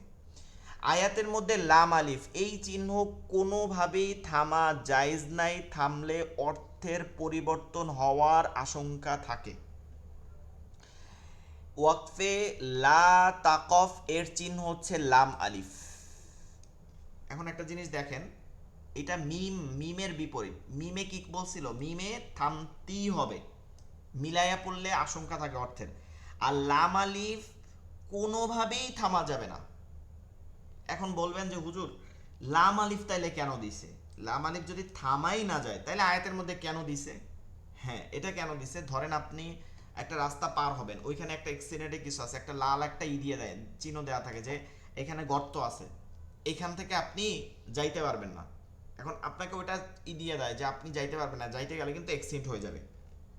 তো এইটা হচ্ছে এই কারণে যে আপনি আয়াতের যে কোনো মাঝে আপনি থামতে পারবেন, আপনার এখতিয়ার আছে, আপনি থাইমা আবার মিলাই পড়তে পারেন, একটা শব্দের শেষে গিয়ে থাইমা আবার ওই শব্দের শুরু থেকে মিলাই পড়তে পারেন। একটা আয়াত দুই লাইন আপনি 3 বার থামতে পারবেন ওই আয়াতের মধ্যে, থাইমা আপনি মিলাই পড়তেছেন। কিন্তু ওইটা করতে গিয়ে যদি লাম আলিফের কোনো স্থানে এমন কোনো জায়গায় যায় থামেন যে জায়গাটা অর্থের পরিবর্তন হয়, এইটা যেন না হয় এর জন্য লাম আলিফ দেয়, অর্থাৎ কোনোভাবে যেন এক্সিডেন্ট না হয় এর জন্য লাম আলিফ দেওয়া হয়েছে, অর্থাৎ থামার চিহ্ন হিসাবে না। এই চিহ্ন যদি আয়াতের মধ্যে থামে, মানে থাকে, তাহলে এর মানে হবে হচ্ছে এখানে থামা বা থেমে পুনরাবৃত্তি কোনোটি জায়েজ নাই তা বুঝায়। তবে আয়াতের শেষে থামা জায়েজ, অর্থাৎ কোনো একটা আয়াত এমন দেখছেন, এমন একটা আয়াত আছে, ঠিক আছে, এমন একটা আয়াত ওইখানে দেখছেন যে লাম আলিফ আছে, এখানে কিন্তু অলরেডি আপনার জন্য থামার জন্য এই তোয়া আছে, তারপর হচ্ছে এই ওয়াকফে আম আছে, ওয়াকফে তাম, এই যে গোল চিহ্নটা এটা তাম, এখানে থামা আপনি জায়েজ আছে, এরপর লাম আলিফ, তাহলে এইখানে থামার নিয়ে কোনো কথা নাই, শুধু এইভাবে আয়াতের মাঝে এই দেখছেন এই যে লাম আলিফ, এই যে এইখানটায় কি করতেছেন, ইন্নাল্লাযীনা আমানু ওয়া আমিলুস সালিহাত উলাইকা হুম খায়রুল বারিয়াহ। একটা টাইমে প্রায় সব মাদ্রাসাগুলোতে এরকম পড়াইতো, এখন তো অনেক ডেভেলপ হয়েছে, এগুলো জানে যে এগুলো অর্থের পরিবর্তন ঘটে, এইভাবে আপনি থামিয়ে পড়তে পারবেন না। আবার আরেকজন কি করতেছেন, ইন্নাল্লাযীনা আমানু ওয়া আমিলুস সালিহাতি উলাইকা হুম খায়রুল বারিয়াহ, এটাও হয় নাই। কি করতে হবে, ইন্নাল্লাযীনা আমানু ওয়া আমিলুস সালিহাতি উলাইকা হুম খায়রুল বারিয়াহ, এখানে কোনোভাবে থামাই যাবে না। এখন আপনি মনে করতেছেন যে এই আয়াতটা অনেক বড়, আপনি পড়তে পারতেছেন না, তাইলে কি করবেন, তাহলে আগে পরে আপনার থামে যেতে হবে। যেমন ইন্নাল্লাযীনা আমানু ওয়া আমিলুস সালিহাতি উলাইকা হুম, অথবা ইন্নাল্লাযীনা আমানু ওয়া আমিলুস সালিহাতি উলাইকা হুম খায়রুল বারিয়াহ, অর্থাৎ এইটার সাথে এইটার অর্থের একটা সামঞ্জস্য আছে, যে এইটা না হইলে এইটা হবে না। এখন কোনো অংশ বাদ দিলে আপনার অর্থ থাকে না। তারাই মুমিন, তারাই যারা ইন্নাল্লাযীনা নিশ্চয়ই তারা আমানু আমিলুস সালিহাত, যারা ঈমান আনছে ও আমিলুস সালিহাত ভালো কাজ করে, উলাইকা হুম খায়রুল বারিয়াহ তাদের জন্য রয়েছে উত্তম প্রতিদান। এখন এইখানটা আপনি পৃথক করতে পারবেন না, ঠিক আছে? তো আমার মনে হয় আপাতত বুঝতে পারছেন যে লাম আলিফ শুধু থাকলে কোনোভাবেই এখানে আমরা থামবো না, থাইমা মিলাবো না, কিচ্ছু করবো না, এইটা সতর্ক হয়ে যাব যে এখানে যেন আমার শ্বাস না যায়। এই হচ্ছে ওয়াকফের নিয়মগুলো।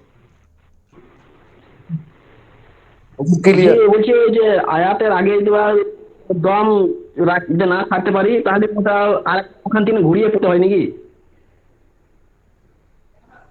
আমি বুঝতে পারি নাই। বলছি যে ধরুন আয়াতের জায়গাতে থামতে হয়, থামার জায়গাতে যেখানে আয়াত থাকবে বা মিম থাকবে সেখানে থামতে হয়, কোনো কারণে আয়াত বড় আছে আমি দম রাখতে পারলাম না, থামতে হলো, তাহলে সেইখান থেকে আবার কিভাবে পড়তে হবে? আচ্ছা ঠিক আছে, ধরেন আপনি একটা অনেক বড় একটা আয়াত, ঠিক আছে, বড় একটা আয়াত, এগুলো আমি কনসেপ্টের মধ্যে দেখাবো আপনার তেলাওয়াতের সময়। ধরেন একটা বড় আয়াত, এখন আপনি পুরো আয়াত, এটা আপনি না কেউ পড়তে পারে না, ঠিক আছে, স্বাভাবিক, অনেক বড় আয়াত থাকে, এটা পড়া সম্ভব না। তো তখন আপনি কিভাবে থামবেন আর কিভাবে মিলাই পড়বেন, তাই না? তো তখন হচ্ছে হ্যাঁ এই হ্যাঁ জি। ওয়াকফের 14 নম্বর নিয়ম, 14 নম্বর লেকচার শিটের শেষে দেয়া আছিল, আপনারা ওইটা পড়েন নাই। লেকচার শিটের শেষে লেখা আছিল যে যেভাবে আয়াতের শেষে থামতে হয় একই নিয়মে আয়াতের মাঝেও থামতে হয় এবং থাইমা আবার মিলাইতে হয়। ওই যে 4টা নিয়ম আছিল ওই একই নিয়মে, গোলতা থাকলে গোল, দুই জবর থাকলে একই নিয়মে থামতে হবে শব্দের, এবং ওই শব্দ থেকেই মিলায় পড়তে হবে। যেমন ইন্নাল্লাযীনা আমানু, ইন্নাল্লাযীনা আমানু আমিলু, তখন কি করতে হবে, শেষে ওয়াও আছে, ওয়াওকে জজম দিয়ে দিতে হবে, টান দিয়ে দিতে হবে। খালি থাকলে কি করতে হয়, এক আলিফ টানিয়া পড়তে হয়, ওয়ামিলু। আবার ধরেন এইটাকে আমি লাম আলিফ দেখলাম না, আপনি উদাহরণ দেওয়ার জন্য বুঝাইতেছি, যে এইটাকে আপনি থামবেন, এই শব্দে থামবেন, তায়ের ক্ষেত্রে ইন্নাল্লাযীনা আমানু ওয়া আমিলুস সালিহাত, শেষে গিয়ে কি করতে আসি, এখানে জজম দিতে হবে, কারণ গোলতা নাই, দুই জবর নাই, এবং শেষের হরফটা খালি নাই, কি আছে, জের আছে, জজম দিতে হবে। দেওয়ার সাথে সাথে এখানে এক আলিফ টান ছিল, এইটাকে এক আলিফের পর, এক আলিফ টানের পর ওয়াকফ থাকলে মাদ্দে আরজি 3 আলিফটা নিয়ে পড়তে হয়, এর জন্য ওয়ামিলুস সালিহাত। এবার আপনার মিলাই পড়তে হবে, আপনি যে শব্দে থামছেন ওই শব্দ থেকে মিলাই পড়তে হবে। যেমন এখান থেকে পারবেন, কিন্তু অনেকে এটা পারবেন না, যেমন এটা জবর হবে, কিন্তু মিলাই পড়ার সময় আস-সালিহাতি, আস-সালিহাতি উলাইকা হুম। আর এখান থেকে যদি পড়ান, এই ওয়াওতে আমিলু থামাই দেখাইছিলাম, তখন ওয়াও থেকে ধরতে হবে, এই ওয়াও থেকে, ওয়াও কিন্তু এই শব্দের মধ্যে চলে গেছে, যদি ওয়াও আলাদা শব্দের অর্থ, কিন্তু ওয়াও থেকে, ওয়া আমিলুস সালিহাতি উলাইকা হুম খায়রুল বারিয়া। সোজা কথা, যেই শব্দে থামবেন ওই শব্দটা সুন্দর করে ওয়াকফের নিয়মে থামবেন, এবং ওই শব্দের শুরু থেকে আপনি মিলাই পড়বেন। জি জি, বুঝতে পেরেছি। তাহলে ওয়াকফের নিয়ম আমরা আবার একটু মুখে মুখে বলি কি কি গেছে। এক নম্বর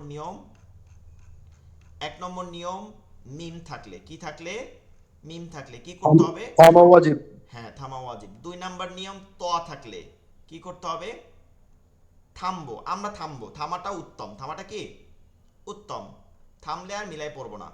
জিম থাকলে কি করব, থামাও জায়েজ, না থামাও জায়েজ, তবে আমরা কি করব, যেহেতু আমরা দেখবেন যে দেখে দেখে পড়লে, কনসেপ্ট পড়লে, আমরা যেমন মুখস্থ এক আয়াত পরে এক আয়াত দ্রুত চলে আসে, কিন্তু দেখে পড়লে একটু সময় লাগে, আপনাদের শ্বাসটা একটু কষ্ট হয়ে যাবে। তো আপনার জিম যেহেতু জায়েজ আছে, এই সুযোগটা নিয়ে ফেলবেন, জিম কি করব, থামবো, জিমেও থামবো।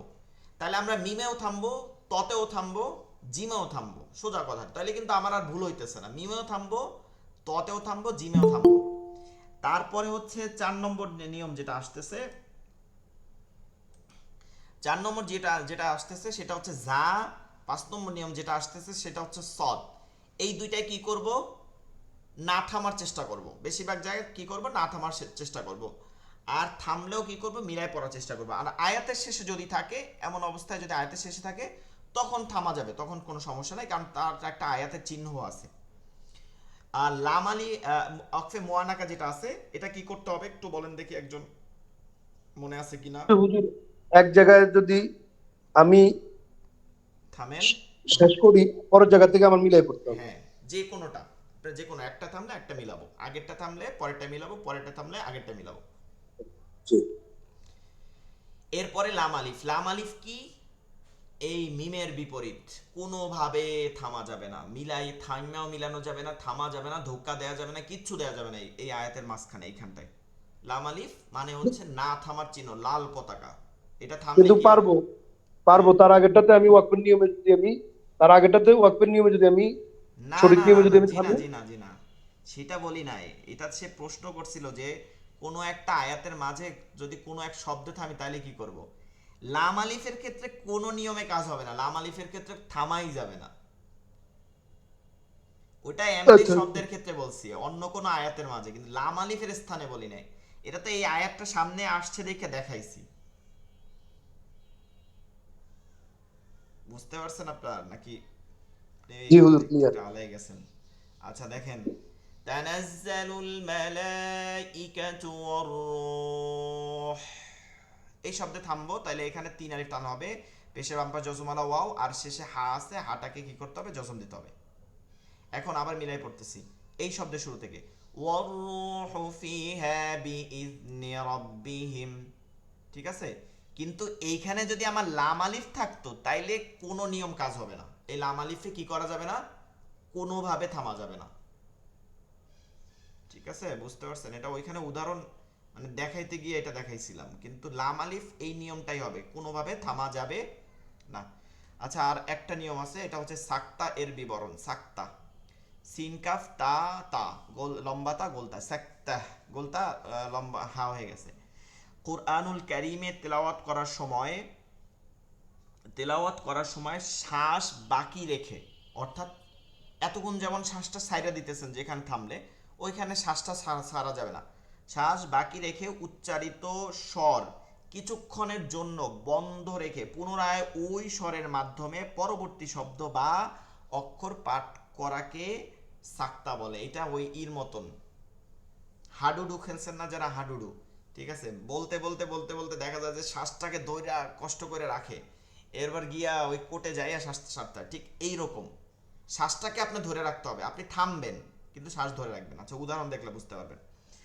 সাক্তা এর সাক্তা এর জায়গা সমূহ, ঠিক আছে, এখানে একটু মাসালা আপনাদেরকে দিয়ে দিছি। আমরা এতদিন যে তেলাওয়াত করতেছি, কার রেওয়াত অনুযায়ী তেলাওয়াত করতেছি, এটা কিন্তু আমাদের জানতে হবে। যেমন ধরেন আমরা অনেকে মাযহাব মানি, 4টা মাযহাব। মাযহাব মানে হচ্ছে পদ্ধতি, সবই হাদিস কোরআন থেকে হয়, শুধু পদ্ধতি, 4টা পদ্ধতি আমাদের সামনে বর্ণনা করা হয়। আবার দেখা যায় যে কিরাত করি না, কোরআন তেলাওয়াত করি, এটা 7জন ইমাম আছে, তারা এক এক রকমের তেলাওয়াত করছেন, মানে আঞ্চলিক ভাষাকে এড়াইয়া এক এক রকমের তেলাওয়াত করছেন। এইটাকে আমাদের তেলাওয়াত করতে হয়। তো আমরা যার তেলাওয়াত করি তাকে নিয়ে আসছি 7জন বাদ দিয়া। হযরত ইমাম আসেম কুফি, যদিও এই নামটা খুব মানে রেয়ার, শোনেন নাই, মূল কারি হচ্ছে ওনের তেলাওয়াত করে 7জনের মধ্যে একজন, হযরত ইমাম আসেম কুফি। কুফি হচ্ছে স্থানের নাম। ইমাম আসেম কুফি রহিমাহুল্লাহু আলাইহি, তার ছাত্র হযরত ইমাম হাফস। এইবার শুনছেন হাফস রেওয়াত বলে না, হাফস রেওয়াত, তো ইনি হচ্ছে ইনের বিখ্যাত ছাত্র, ঠিক আছে, 7জনের একজন আবার ছাত্র হযরত ইমাম আসেম কুফি রহিমাউল্লাহ আলাই, এর ছাত্র হযরত ইমাম হাফস রহিমাউল্লাহ আলাই। এর রিওয়াত মানে হচ্ছে বর্ণনা বা তেলাওয়াতের পদ্ধতি বা বর্ণনা অনুসারে সমস্ত কুরআনুল কারীমে 4 জায়গায় সাক্তা রয়েছে, অর্থাৎ তিনি বর্ণনা করছেন সেই অনুযায়ী 4 জায়গায়। এখন অন্য ইমাম, অন্য কারীদের কাছে গেলে দেখবেন 8 জায়গায়ও আছে সাক্তা, 8টা মোট সাক্তা হচ্ছে 8টা, কিন্তু আমরা তেলাওয়াত করি তার অনুযায়ী, তার জন্য আমাদের জন্য 4টা স্থানে সাক্তা করতে হয়। এটা পুরোপুরি আপনি মনে করবেন যে তাহলে কি আমরা না, আমরা বাংলাদেশিরা, ইন্ডিয়ানরা বা আরব দেশেও অনেক অনেক আরব বিশ্বেও এই ইমাম হাফসের তেলাওয়াত করা হয়। এমনকি বাইতুল্লাহ, তারপর হচ্ছে বাইতুল হারামাইন আর বাইতুল শরীফের মদিনা মক্কায় 2 জায়গায় ইমাম হাফসের তেলাওয়াতটা বেশি হয়। তো যাই হোক, এইখানে আচ্ছা এই চিহ্নটা বড় হয়ে গেছে, আচ্ছা এই চিহ্নটা হচ্ছে ছোট, এইটাই হচ্ছে থামার অক্ষের চিহ্ন। এই যে ইওয়াজা, ঠিক আছে, ইওয়াজা এর পরে, ইওয়াজার পরে এভাবে সাক্তা লেখা, চিহ্নটাই হচ্ছে সাক্তা, নামও সাক্তা, চিহ্নও সাক্তা, এভাবে লেখা থাকবে। তখন কি করতে হবে, আপনার আয়াতের শেষে গিয়ে থামবেন। এটা সূরাতুল কাহাফ আয়াত নম্বর 1, আলহামদুলিল্লাহ, সূরাতুল কাহাফ যে আছে আয়াত নম্বর 1-এ গিয়ে দেখবেন, 15 নম্বর পারা, সূরাতুল কাহাফ, বানি ইসরাইলের পরে দ্বিতীয় সূরা। ইওয়াজা কাইয়িমা, এখন দেখেন আমি থামতেছি, ইওয়াজা কাইয়িমা, এই যে যাতে থামছি কিন্তু আমি শ্বাস ছাড়ি নাই, শ্বাসটাকে মধ্যে ধরে রাখছি। ইওয়াজা কাইয়িমা, আপনি 5 সেকেন্ডের জন্য এই শ্বাসটা ধরে রাখবেন। এটা বলা হয়েছে যে এর আলিফের মধ্যে এটাকে এক আলিফ টানে পড়তে হবে, ঠিক আছে। এরপরে সূরা ইয়াসিনের মধ্যে, ইয়াসিন আছে না, সূরাত ইয়াসিন, ইয়াসিনের মধ্যে 3 নম্বর পৃষ্ঠায়, 3 নম্বর 4 নম্বর পৃষ্ঠা হবে যদি ইয়াসিনের পৃষ্ঠাটা প্রথম ধরেন, 4 নম্বর পৃষ্ঠা আছে শেষের দিকে, মিম কদিনা হাযা, এই যে কদিনা না হাযা, এখানে 5 সেকেন্ডের জন্য থামবো কিন্তু শ্বাস ছাড়বো না। সূরা ইয়াসিনের মধ্যে আছে, কোথায় আছে, সূরাতুল ইয়াসিনের মধ্যে। এরপরে 29 নাম্বার পারা, ঠিক আছে, 29 নাম্বার পারা, সূরাতুল কিয়ামাহ, লা উকসিমু বিয়াউমিল কিয়ামা, এই সূরাতুল কিয়ামার দ্বিতীয় পৃষ্ঠায় আছে। মান মান এটা জবর হবে, মিন না, মান রাক, মান রক, এখানে ঠিকই থামছি কিন্তু শ্বাস ছাড়ি নাই, ধরে রাখছি নুনের মধ্যে। এরপর হচ্ছে 30 নাম্বার পারা, সূরাতুল মুতাফফিফিন, 30 নাম্বার পারা, সূরাতুল ইনফিতরের পরের সূরা সূরাতুল মুতাফফিফিন, সেখানে আছে বেল রনা, এই যে বেল বেল বরং বেল, এখানে এসে শ্বাসটা মানে ইটা থামবো কিন্তু শ্বাস ছাড়বো না, বেল রনা লামের মধ্যে। তো এই 4টা জায়গা, ঠিক আছে, আপনার এইগুলো মুখস্থ রাখার দরকার নেই, এগুলো জাস্ট আপনি খালি নিয়মটা জানবেন, আপনি তো দেখে দেখে পড়বেন, তখন অটোমেটিক জানবেন কোন আয়াতের মধ্যে কি আছে, ওটা দরকার নেই। শুধু মনে থাকবে যে সাকতায় কি করতে হয়, থামতে হয়, কিন্তু শ্বাস ছাড়া যায় না। ওটা চিহ্ন থাকবে না, ওটা ওই সাকটায় লেখাই থাকবে জি। হ্যাঁ হ্যাঁ, চিহ্নটাই সাকতা, মানে এটা আলাদা কোনো চিহ্ন নাই, এইটাই সাকতাই চিহ্ন, লেখাই থাকবে জি। সাকতা সাকতা। হুজুর আসসালামু আলাইকুম, আজকের ক্লাসটা অনেক গুরুত্বপূর্ণ ছিল, যাক আল্লাহ রহমত করতে পারছি। জি জি, একটু অপেক্ষা করেন।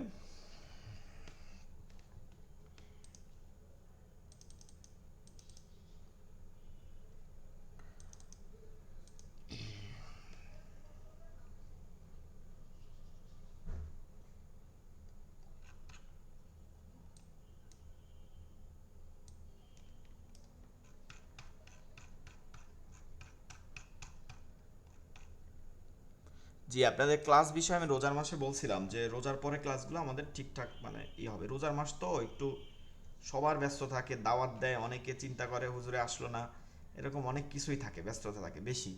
হুজুর কিছু মনে না করলে এই কোরআন শরীফটা একটু গ্রুপে দেন, আমি তো পড়ি, এটা এটা থেকেই পড়ি। দিয়ে দেওয়া হবে অবশ্যই, আপনাদের যত সাহায্য সবগুলো করা হবে, মানে সিরিয়ালে সিরিয়ালে আসতেছি তো এর জন্য অনেক, যখন আপনাদের সূরায় চলে আসবে তখন কনসেপ্টগুলো দিয়ে দেওয়া হবে, কনসেপ্ট দিয়ে দেওয়া হবে, এছাড়া আপনাদের এক্সট্রা বই দিয়ে দেওয়া হবে তাজবিদের, যদি আপনারা ধন্যবাদ। চান ওখান থেকেও নিতে পারবেন। আচ্ছা, আপনার দেখা যাচ্ছে তাই না? জি জি। এই যে দেখেন কাল্লা বাল, এই যে 4 নম্বর নিয়ম সূরাতুল মুতাফফিফিন, ঠিক আছে, এই যে কাল্লা বাল রনা, এই যে সাক্তা লেখা, চিহ্নটাই কি সাক্তা, কাল্লা বাল রনা আলা কুলুবিহিম মা কানু ইয়াকসিবুন। আশা করি এখান থেকে আপনারা বুঝতে পারছেন। একটু পিছনে যাই, কয়টা পেজ, একটা উদাহরণ দেখাইতে পারি।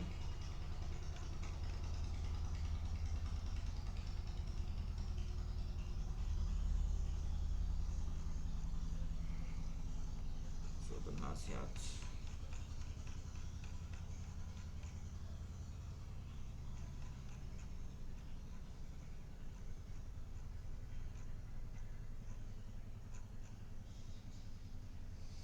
আচ্ছা এইখানে দেখেন এই যে সাইডে ওয়াকিলা মান রক, এই যে মানের পর সাক্তা আছে, ঠিক আছে, চিহ্নটাই এটা, ওয়াকিলা মান, ওয়াকিলা মান রক।